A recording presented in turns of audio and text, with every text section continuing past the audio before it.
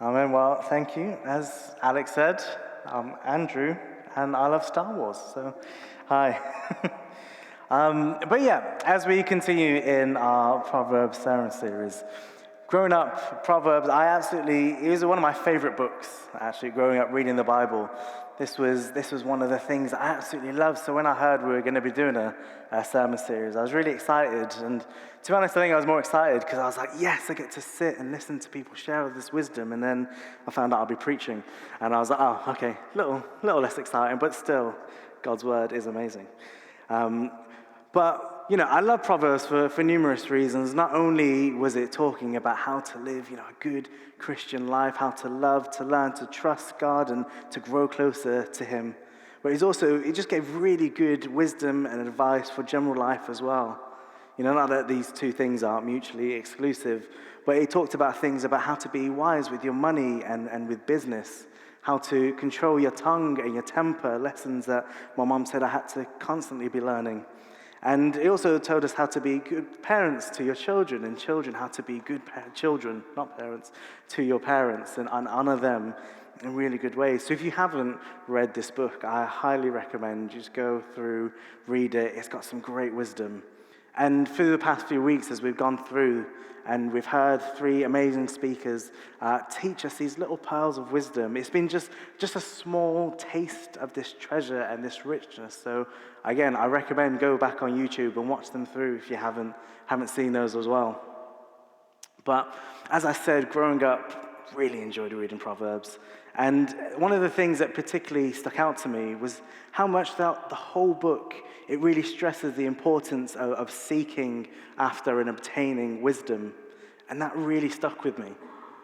In the very first chapter, verse 5, it says, let the wise listen to these proverbs and become even wiser. Let those with understanding receive guidance. As we go through the book of Proverbs is often personified as a woman, as Lady Wisdom, calling out in the streets. And again, later in that very first chapter, we see verse 20 to the end, where she's shouting out onto the streets, come and listen and learn from me. Proverbs 4, verse 6, do not forsake wisdom, she will protect you. Love her and she will watch over you. And Proverbs 7, verse 4, love wisdom like a sister.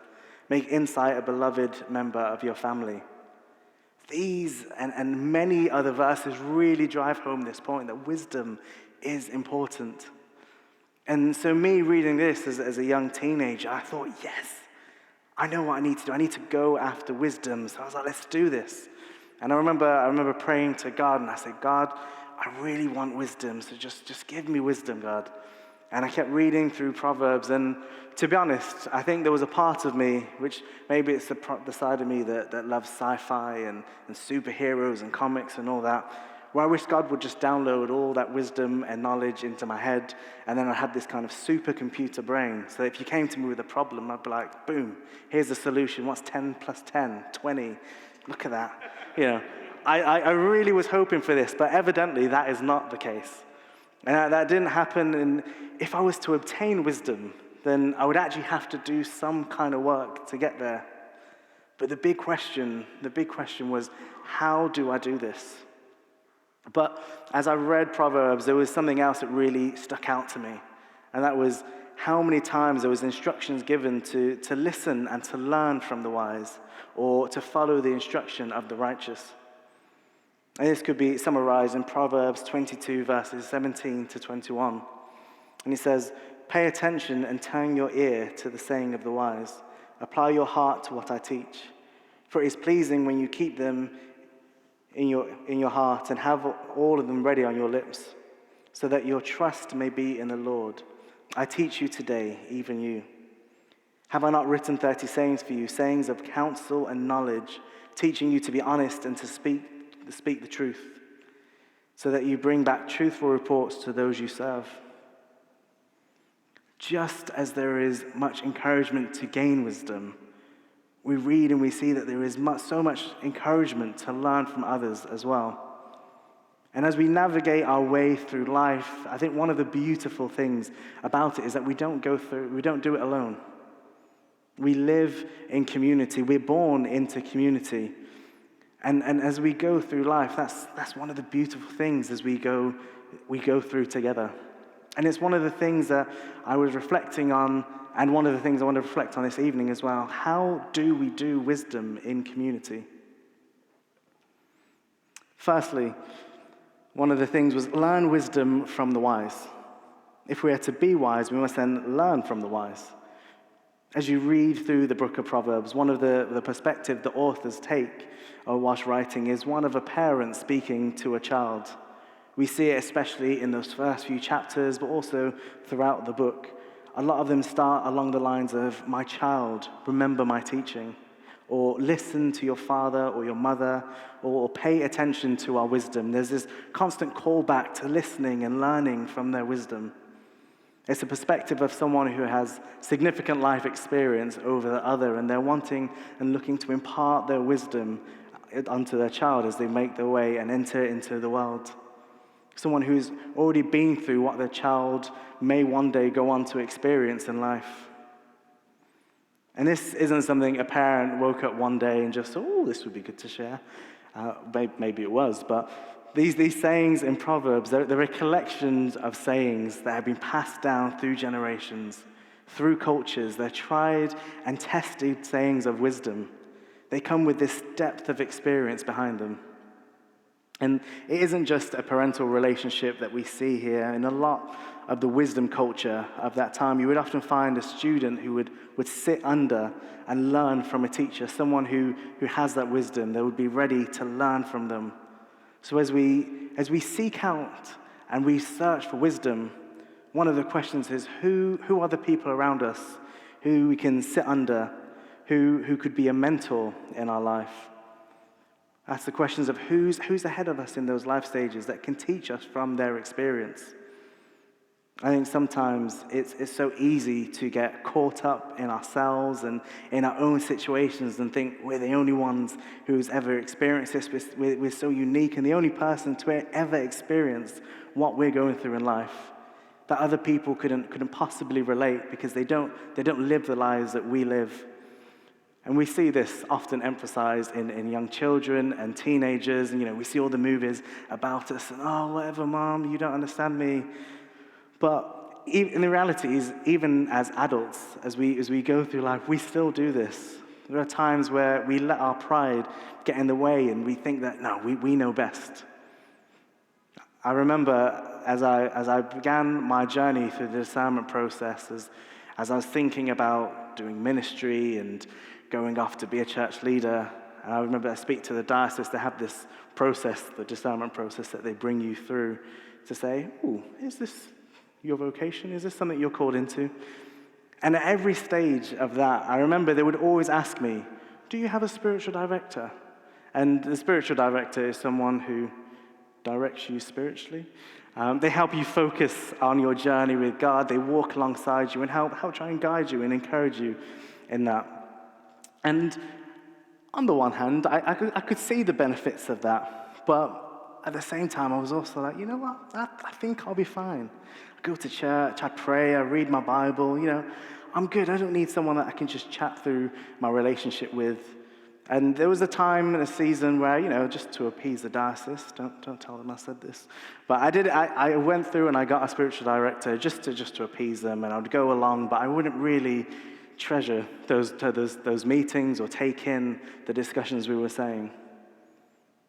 And I then went off to go and study down in Bristol, and again, whilst I was at theological college there, they would ask the questions and they would always encourage, "Oh, it would be really good to have a spiritual director when you go off into ministry as you do in life, someone who can encourage you, who can help you and focus you on as you deepen your relationship with God." And again, classic me, I got good friends around me. I know what I'm doing. I knew I'd be coming here, and I was like, Alex seems like a really wise guy. He'll be able to teach me if I need anything. I was like, I can navigate my walk in ministry and my walk with God on my own. I'm like, I'm sure I'll be fine. Also, I thought, even just a couple months in, I've been here, 2 and a bit months, and already I've been severely humbled. It hasn't been as breezy as I thought it may be, or at least hoped it would be. And learning to navigate ministry alongside life and family life hasn't been as easy as I thought. Even just the little things of managing my diary. How do I spend time and dedicate time to Beth when I'm coming home tired from work? Just little things like that. And it really got me thinking, maybe, just maybe, I should have taken that advice that the diocese was giving me and the college, because it's almost as if they've been through this before themselves. Or, they've seen many, many people go through college and experience this kind of ministry. And maybe sometimes we feel like this as we enter a new season of life or a new stage of life. We come in with our expectations and ideas of how things are going to be. We think, we got this, and yet things just don't quite seem to go as planned. We come in feeling a bit lost and out of our depth. But thankfully, I'm not the first person to ever do this kind of ministry, and nor are we the first people to ever just do life in general. There are many people around us who have experience of what we're going through.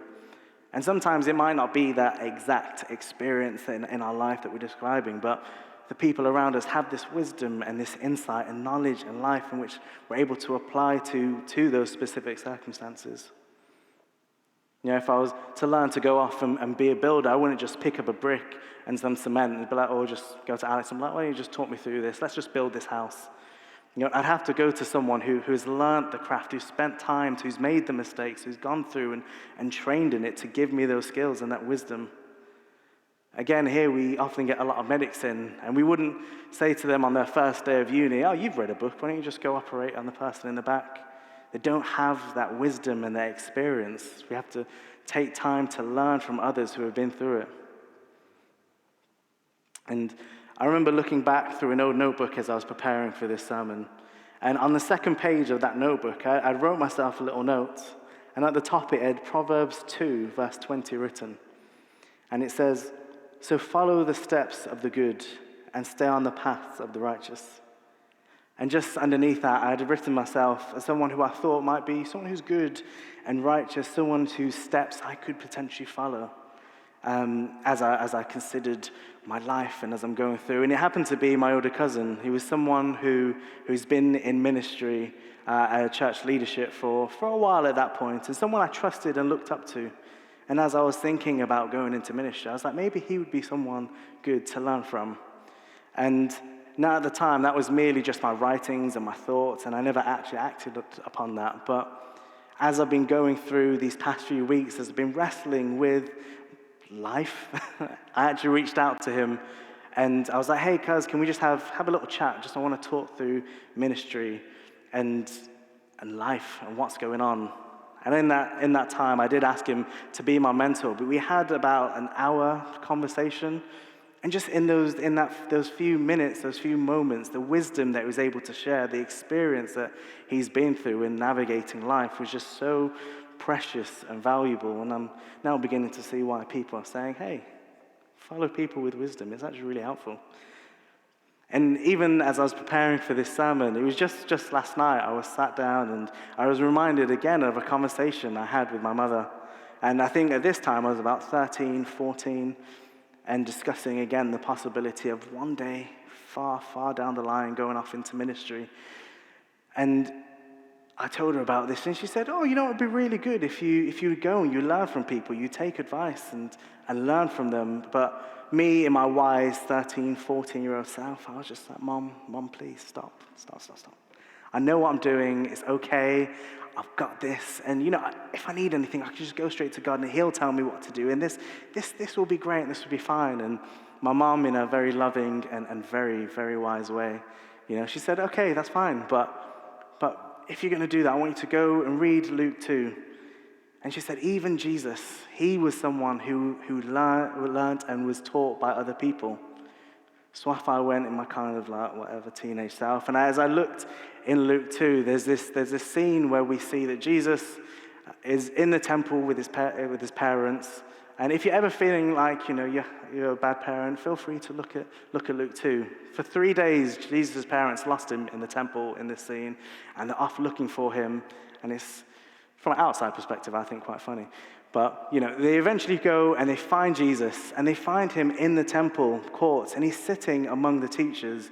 He's listening to them. He's asking them questions. That really struck me. Even Jesus, the one who we see as God's wisdom personified, even he sat and he learned from others.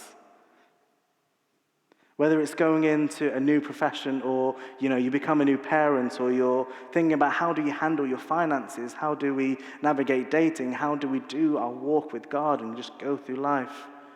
Who are the people that we're able to go to be able to get good advice and wisdom as we do that? Who are the people in our lives that we could identify that could be a good mentor figure?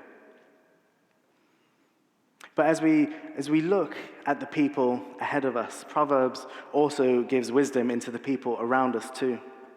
Proverbs 13, verse 20 reads, "Walk with the wise and become wise, for a companion of fools suffers harm." Again, there are numerous verses throughout the book of Proverbs that urges us to think about the company we keep. It tells us the kind of people to stay away from fools, from lazy people, from mockers, slanderers, those who seek to do evil and to do us harm. But Proverbs also directs us and encourages us to walk with people who are wise, who are righteous, generous, people of integrity, people of God who love and are going after him. Maybe you've heard the famous saying, "Show me your friends and I will tell you who you are." Or maybe you've heard some other kind of variation of that. The idea is that our friends are the ones who we choose to spend our time with. It's a bit different from family who you're born into. We actually choose these people in your life, and they can play a vital role in who we are and who we are shaped as a person. They can influence us in ways which are good, but also they can influence in ways which are bad. If we are constantly hanging around those people who are liars, cheats, gossipers, who are lazy, we too can be influenced and take on these traits. Their way of thinking can become our way of thinking. And sometimes we can trick ourselves and get into the ideas that, maybe we can change them. But when we're surrounded by this culture, when we're surrounded by this experience, more often than not, we're the ones who are being influenced. And Proverbs, it challenges us and it makes us reflect on the question, are the friends that we're keeping close around us the kind of people who are wanting us or who are wanting to hold us down, or are they the people who are wanting to lift us up? Are they the kind of people who want you to prosper, who want to see your soul flourish, who want you to walk in righteousness? And are they doing all they can to help you achieve this as you walk together? And this isn't just lip service. It's not about having a bunch of yes people around you to just make you feel good. Proverbs 27, verse 6 says, "Wounds from a sincere friend are better than many kisses from an enemy." We want those friends around us who are actually going to hold us accountable and make sure we're walking with integrity. The ones who are willing to pull us up and correct us when we might be doing things wrong. It's not always easy, and sometimes it hurts, but are they going to challenge us from a place of love so that we actually may grow as opposed to remaining stagnant? We want the friends who are going to be able to encourage us and sharpen us, make us feel alive inside, not the ones that are going to drain us and make us dull or numb. Now, I'm not saying that you must only ever exclusively walk in Christian circles and you can only have Christian friends, and don't you dare associate with anyone who doesn't follow Jesus. That's not what I'm saying at all.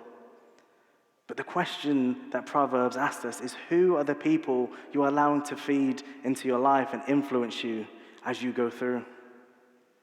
The more I go through life, the more I realize that the true friends that I have around me aren't necessarily the ones that just act like me or think like me, dress like me, or have those same interests, such as Star Wars, which is amazing. But the ones who are the true friends that are around me are the ones who we walk with for mutual flourishing, the ones that like to pull the best out of each other. When we look at the life of Jesus, yes, we see him walking and eating with sinners, is living among them and being in relationship with them. But he still had his core relationships around him. Even though he had many disciples around him, we read about these 12 disciples that Jesus walked with day in and day out.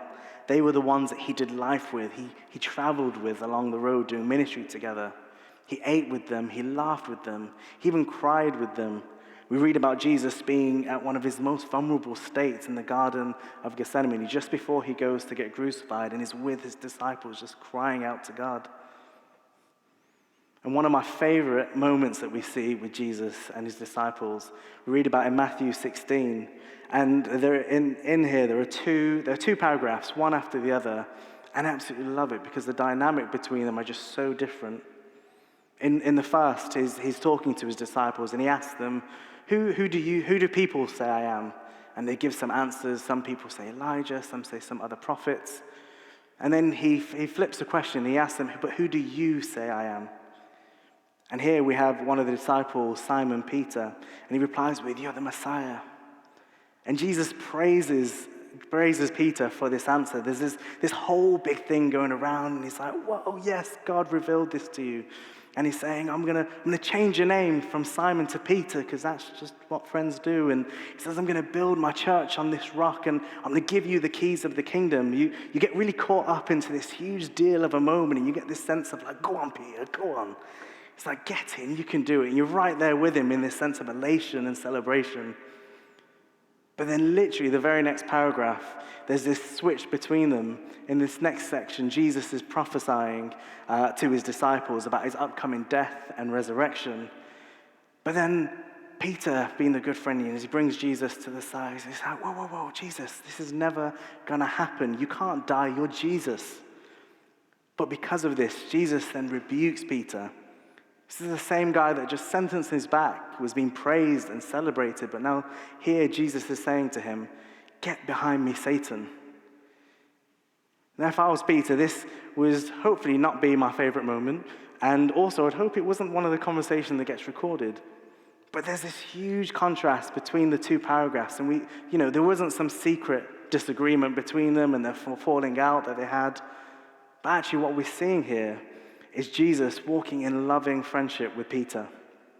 And as he acts out of this place of love, there are times that we see that he's celebrating Peter, he's lifting him up, encouraging him.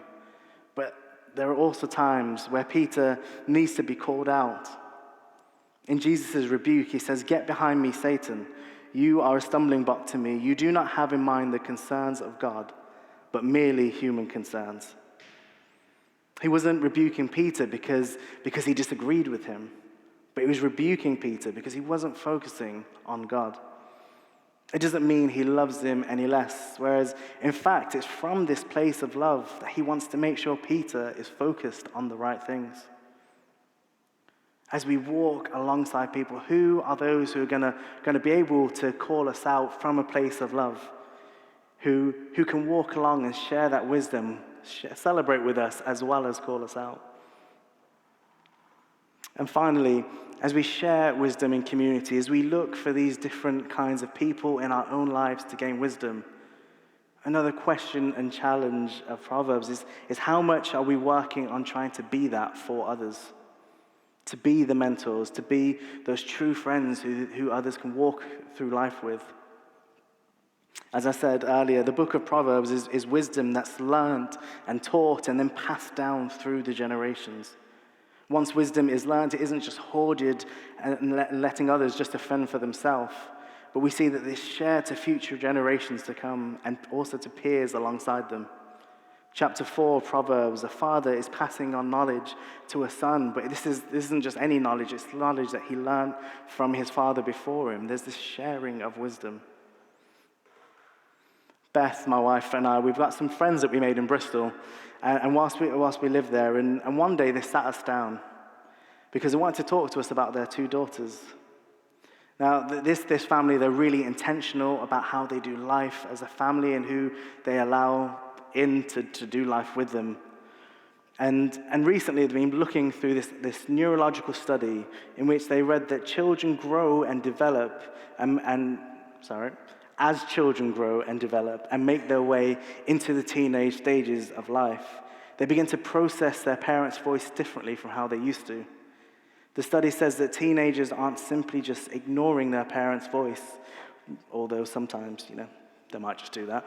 But in this case, they don't just ignore their parents' voice, but actually their brains put less emphasis on the voice of their parents. But we see that there's this stronger brain response to more unfamiliar voices. The study said that this change is something that helps teenagers develop socially and form connections with people outside of their families. They begin to tune out their parents' voice a little less and pay more attention to the other voices around them.